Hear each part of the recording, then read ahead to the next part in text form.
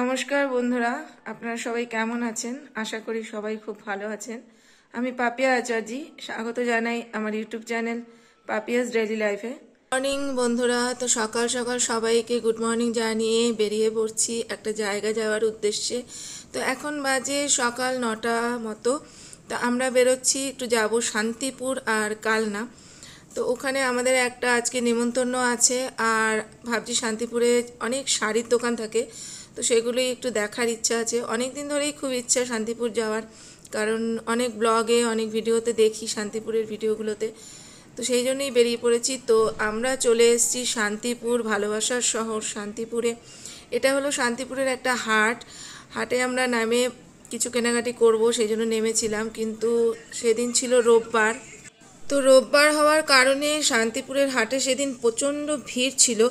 এটা বাইরের রাস্তাটা, যখন আমরা ভেতরে গেছি মার্কেটের ভেতরে এত ভিড় ছিল, আর সেদিনকে প্রচণ্ড পরিমাণে গরম ছিল। তো সেই কারণে আমরা হাটের ভেতরে ঢুকেও কিছু কেনাকাটা করিনি, কারণ ওখানে এক সেকেন্ডের জন্য থাকা যাচ্ছিল না। পরে শুনেছিলাম যে ওখানে অনেকেই সেদিন অসুস্থ হয়েছিল, সেই কারণে আমরা হাট থেকে চলে এলাম। ওখানে আমাদের অনেক কারিগর, অনেক মেকার থাকে, তো আমরা ভাবলাম যে তাদের বাড়ি থেকে গিয়েই আমরা শাড়ি দেখবো, বা তাদের ওখানে অনেকের বাড়িতে বাড়িতেই শাড়ি বিক্রি হয়, তো ওই জন্য আমরা ভাবলাম বাড়িতে গিয়েই শাড়ি দেখবো। তো এখন আমরা চলে যাচ্ছি কালনা। তো কালনা যাওয়ার রাস্তা দিয়ে আমাদের অনেক সুন্দর সুন্দর প্রাকৃতিক দৃশ্য ছিল, গ্রাম্য পরিবেশ ছিল, ধান পাট, প্রচুর সুন্দর সুন্দর জায়গা ছিল। আর আমরা এখন যাচ্ছিলাম গঙ্গা মানে নদীর কাছাকাছি, কারণ আমরা এপার থেকে ওপারে যাব, কারণ রাস্তা ঘুরে যেতে গেলে অনেকটা টাইম লেগে যাবে, কিন্তু নদী এপার ওপার করলে 10 মিনিটের মধ্যেই আমরা কালনা পৌঁছে যাব। তো সেই কারণেই আমরা যাচ্ছি নদীর দিকে।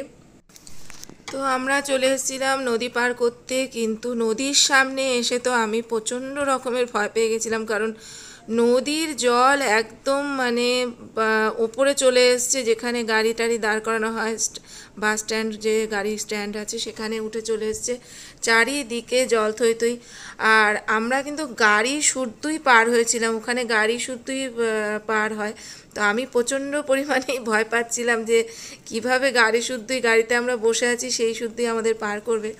তো যাই হোক, এটা একটা নতুনত্ব, কারণ আমি কোনোদিনই এইভাবে নদী পার করিনি। তো আজকে একটা নতুন জিনিসের অভিজ্ঞতা হলো এবং খুব ভালো লাগছিল, প্লাস একটু ভয় ভয়ও করছিল।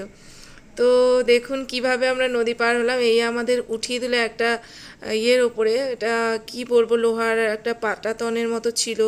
তো প্রচুর গাড়ি ছিল, অনেক ভ্যান লরি, সব মাল বোঝাই, বাইক স্কুটি, অনেক কিছু ছিল।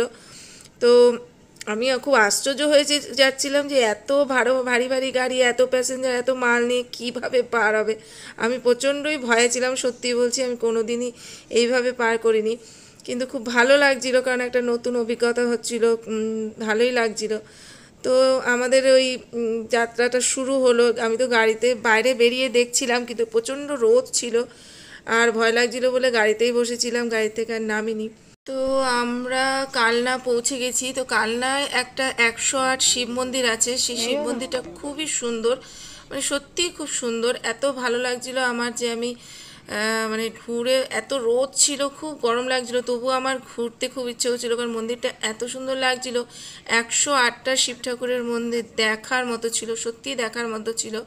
হয়তো এই নিমন্ত্রণটা মানে যদি না যেতাম তাহলে হয়তো এই সুন্দর জিনিসটা আমি মিস করতাম। তো আমি আমার ছেলে পুরো শিব মন্দিরটা ঘুরে ঘুরে দেখেছি, খুব ভালো লেগেছে। আর যেখানে আমাদের নিমন্ত্রণ ছিল এই মন্দিরের খুব কাছাকাছি একটি বাড়িতে, তো সেখানে আমি ভিডিও করিনি, কারণ এই মন্দিরটা দেখবো বলেই আমি খুব তাড়াতাড়ি ওখান থেকে বেরিয়ে এসেছিলাম। কারণ যাওয়ার সময় আমি এই মন্দিরটা দেখে গেছি, তো খুবই আমি ভেবে রেখেছিলাম যে ফেরার সময় আমি মন্দিরটা আমি দেখবই। তো ফেরার পথে নেমে এই মন্দিরটা দর্শন করলাম, খুবই সুন্দর। 108টা শিব ঠাকুর আছে, মানে ভাবতে অবাক লাগে, এবং খুব সুন্দর লাগছিল, আমার বলে বোঝানোর মতো না। আর ওই মন্দিরেরই ঠিক রাস্তার অপোজিটে ছিল আরও মন্দির, আর এটা হচ্ছে রাজবাড়ি। আমি শুনলাম ওখানকার লোকের মুখে যে এটা একটা রাজবাড়ি এবং রাজার তৈরি সব শিব মন্দির। আর কিছু কিছু মন্দির দেখুন কিছুটা আমাদের দক্ষিণেশ্বরের আদলেই তৈরি করা, দক্ষিণেশ্বরের মন্দিরের মতোই অনেকটা। তো খুবই সুন্দর ছিল জায়গাটা, আর আমার এইসব দেখতে খুব ভালো লাগে, কারণ আগেকার দিনের জিনিস প্রতি আমার একটু টান আছে, ইতিহাসের পুরনো জিনিস জানতে আমার খুব ভালো লাগে, দেখতে ভালো লাগে। আর শিব ঠাকুর বা মহাদেব বলুন, ভোলে বাবা বলুন, আমার খুবই প্রিয়। আমি ভোলে বাবাকে খুব মানি, খুব বিশ্বাস করি। তো এখানেও আমরা যখন ঢুকছিলাম, এখানেও আমাদের এখানে একটা মন্দির ছিল, হয়তো আমার ঠিক মনে নেই ঠাকুরটার নাম। ওখানে আমি শুনেছিলাম কি নামটা আমার ঠিক খেয়াল পড়ছে না এখন। তো ঢোকার মুখেই এখানে একটা পালকি দেখলাম। এই পালকিটা নাকি অনেক আগে, সেই রাজার আমলের পালকি, এখনও অবধি রয়েছে পালকিটা, খুব সুন্দর। আর এই যে ভেতরে একটা মন্দির, সম্ভবত এটা নারায়ণ বা কৃষ্ণ কিছু একটা মন্দির, কিন্তু ঠাকুরের নামটা যেন কি একটা ছিল, লালবিহারী না কিছু একটা। তো আমি সঠিক বলতে না পারার জন্য দুঃখিত, আমার নামটা মনে নেই। আর এখানের বাড়ির কারুকার্যগুলো দেখুন, খুব সুন্দরভাবে করা, ডিজাইনগুলো সেই আগেকার দিনের, পুরো দারুণ লাগছিল দেখতে। তো আমরা এখানে ঠাকুর দর্শন করব, করে আমরা বেরিয়ে যাব। তারপরে আমরা আবার যাব শান্তিপুর। তো আপনারাও দেখুন। আর এই যে দেখছেন মন্দিরটা, এই মন্দিরটা কী হিসাবে তৈরি করা আমি ঠিক বুঝতে পারলাম না, কারণ এর ওপরে সব কিছুই ছিল, সাপ, ময়ূর, পাখি, সব কিছুরই চিত্র ছিল বা মূর্তি ছিল বলা যায়। তো আমি ঠিক বুঝলাম না এটা কী হিসাবে তৈরি করেছে। আর এখানে যে সিংহাসনটা রয়েছে, এখানেই ঠাকুরটা ছিল। কাছে গিয়ে আমরা ভিডিও করতে পারিনি, দূর থেকেই যেটুকু করার আমি করেছি। তো আপনারা দেখে আমাকে জানাবেন এটা কিসের মন্দির, হয়তো অনেকেই গেছেন, তারা যদি জানেন আমাকে কমেন্টসে জানাবেন। আমি ঠিক মনে নেই আসলে, সেদিন খুব তাড়াহুড়োয় আমরা এই জায়গাটা ঘুরেছি, তাই অতটা মনে নেই, কারণ আমরা এখান থেকে যাব আবার শান্তিপুর, সেই কারণে অতটা আমি খুঁটিয়ে কিছু জানতে পারিনি। এই যে মন্দির থেকে, এই মন্দির থেকে বেরিয়েই অপোজিটে, রাস্তার অপোজিটেই কিন্তু শিব মন্দিরগুলো। তো জায়গাটা সত্যিই খুব সুন্দর। তো এবার আমাদের ফেরার পালা, সেই একই নিয়মে ফিরবো, কিন্তু ফেরার সময় প্রচণ্ড পরিমাণে লাইন ছিল। তো লাইনে আমরা প্রায় 2 থেকে 3 ঘন্টা লাইনেই দাঁড়িয়েছিলাম, গাড়িতে বসেছিলাম। তো সেই কারণে শান্তিপুরে গিয়ে আমরা খুব একটা বেশি কিছু কিনতে পারিনি, কয়েকটা শাড়ি, কিছু জিনিস কিনে আমরা চলে এসেছি, তাই আমার আর ভিডিও করা হয়নি। তো ফেরার পথে আমাদের কল্যাণী হাই রোডের এখানে একটা ম্যাঙ্গো লিফ রেস্টুরেন্ট হয়েছে, খুব সুন্দর, আম গাছের ভেতরে রেস্টুরেন্টটা করেছে, অদ্ভুত লেগেছে, আমার খুব ভালো লেগেছে। তো খুব খিদে পেয়ে গেছিলো, সেই কারণে রেস্টুরেন্ট থেকে আমরা কিছু খাবার কিনে নিচ্ছিলাম, আর তারপরে আমরা বাড়ির দিকে রওনা দেবো। তো রেস্টুরেন্টটা খুব সুন্দর, আপনারা ইচ্ছা করলে যেতে পারেন, খুব ভালো লাগবে আপনাদের।